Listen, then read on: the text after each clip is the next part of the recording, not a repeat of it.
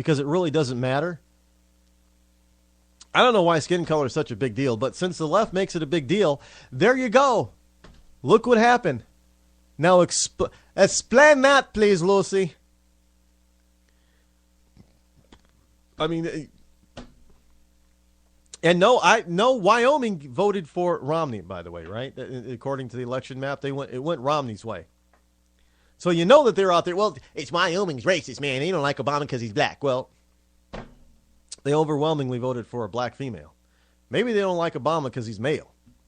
Is that it? I don't know. It doesn't matter. You know, they can't defend their position. So no matter what, you always got them, folks. No longer can you. You just can't. You can't argue. Well, they can't say it anymore. That everybody is Republicans are, because we've elected, people who non-white males left and right on the Republican side, and all we get is why? Well, you're just racist, and you got Stockholm syndrome if you vote for them, Rod, or if you like them, or if you go with them. Speaking of Stockholm syndrome, Jenny Garofalo, remember her? Remember Jenny Garofalo when she said that blacks have Stockholm syndrome if they vote for Republicans? Now, first of all, that mindless, clueless biddy didn't know the true meaning of Stockholm syndrome. But guess what happened today? Today we find out that Jenny Garofalo has been married for the past 20 years. Now, you might say, well, that's big deal. No big deal. It is a big deal because she didn't know she was married, so she says. She thought it was just a big funny thing. I didn't know I was married for 20 years.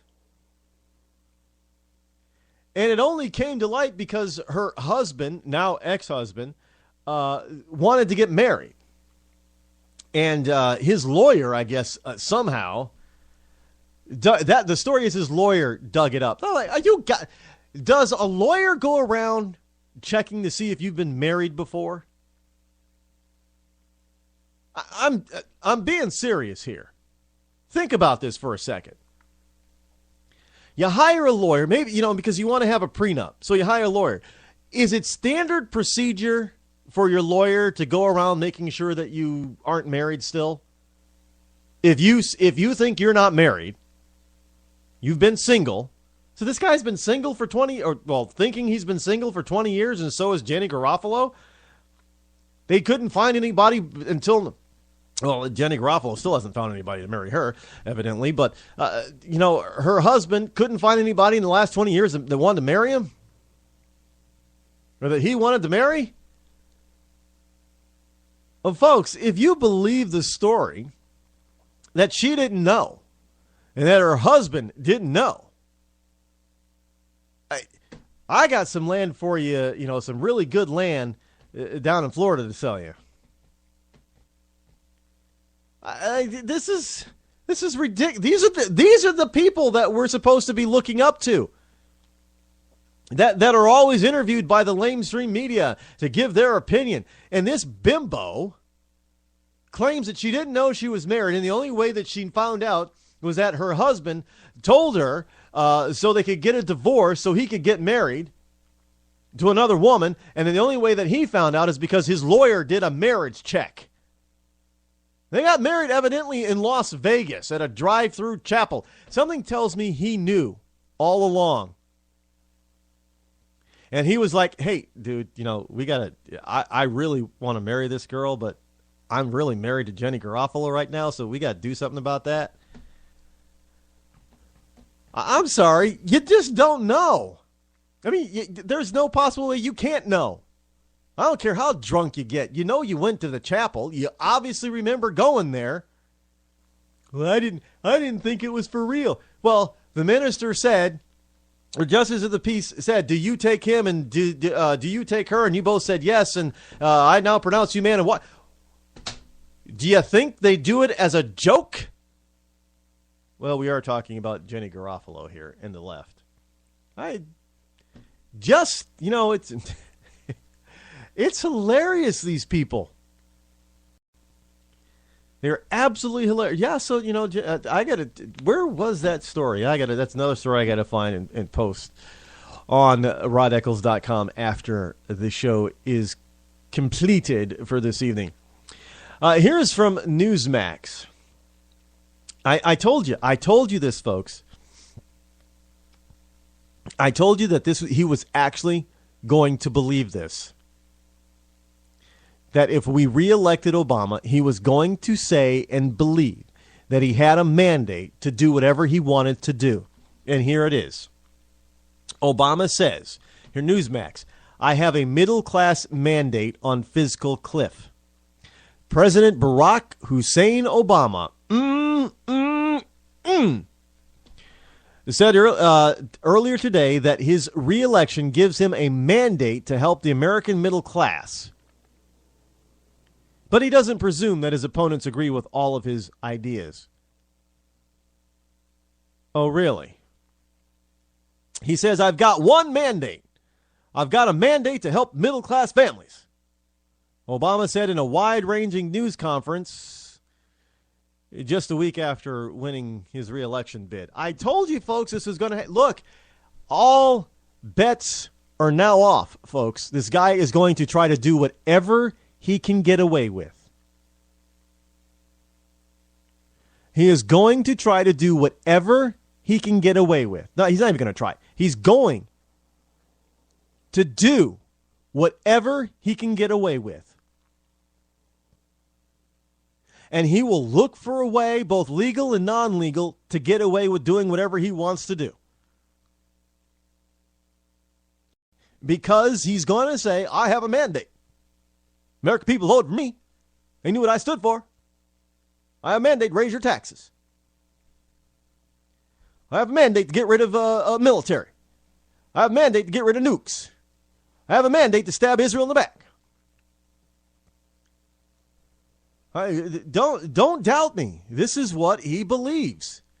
This is what he's going to be. He's going to use this as in a bully pulpit fashion. I have a mandate. Don't bother me with Benghazi. I have a mandate.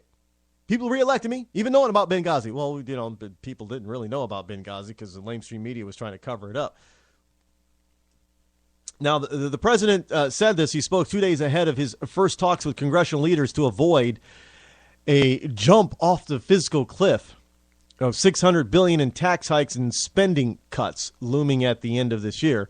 The president said voters sent a very clear message that they want both parties to stop bickering over politics and take the necessary steps to cut the budget deficit.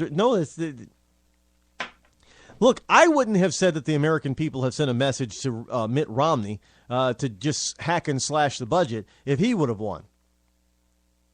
I wouldn't say that. I mean, there was no... What did Obama... 51, 52% of the popular vote? That's not a mandate. No, that's a split country. But that's... Look. And if you believe Romney, 47% of them are, going to vote for Obama anyway. All Obama had to do was get 4% more. That's what the campaign was really all about. It was over about 4% of the popular. Really, it was all about garnering about 4% of the popular vote because Obama and Romney knew that 47% of the vote was probably just because of Obama's just been handing out cash left and right. He's been buying votes. He's been buying votes. He says, I just want to emphasize I'm open to new ideas. He said that last term. Might I remind folks, he said this about, I'm open to new ideas, and then proceeded to lock out Republicans of all the talks. He's not open to new ideas. He's got his own ideas, and he's going to run with them. He says if the Republican counterparts or some Democrats have a great idea for us to raise revenue, maintain progressivity, that's the whole thing. And don't think that by meaning progress that they mean moving forward. They mean progressivity as in being progressive, as being liberal, as being socialist. Make sure the middle class isn't getting hit. Reduces our deficit. Look, folks, you gotta cut this. We know the numbers don't add up. Look, if you confiscate the wealth of everybody who's worth more than $1 million, you could run the government for about 2 months. It's not about revenue. It's about if you can take, every millionaire's assets, 100% of their assets, and only run your government for 2 months. It's not about income to the government, income to the treasury. It's about spending too much. I mean, what part of that do people not understand? I do know that there are people that think that 2 plus, well, here it is again, 2 plus 2 is 3 or 5, not 4. But it's still, the fact still remains, we're spending too much. Well, we're spending it on defense, man. We don't need to spend that much money on defense. Well, that defense is not the issue. It is social mandates that are the issue.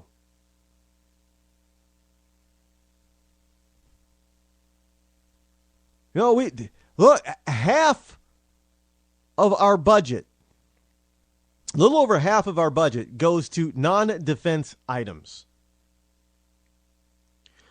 which means that we have too many social programs that we're paying for.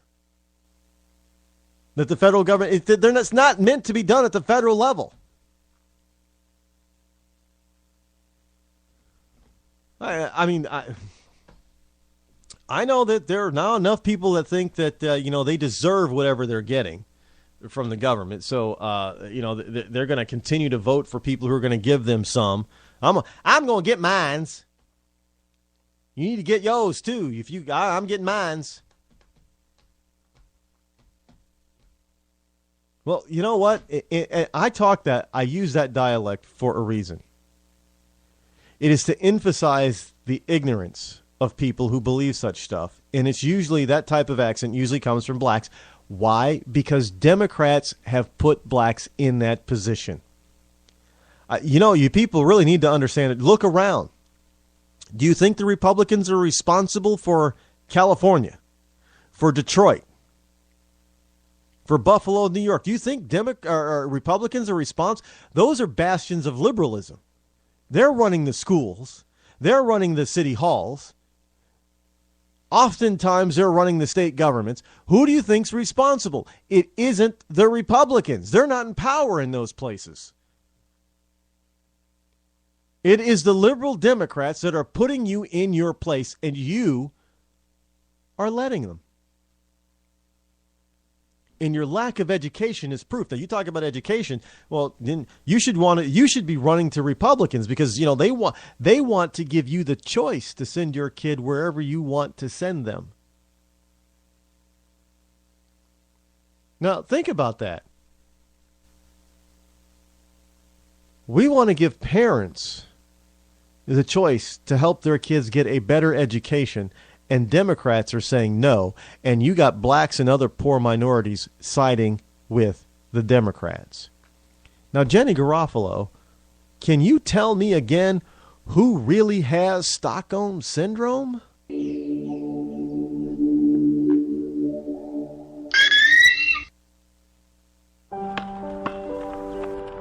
I always loved watching the kids play basketball. I still do, even though things have changed. It's funny, they can't find jobs to get their careers started. And I can't afford to retire. And now we're all living together again. I supported President Obama because he spoke so beautifully. He promised change, but things changed for the worse.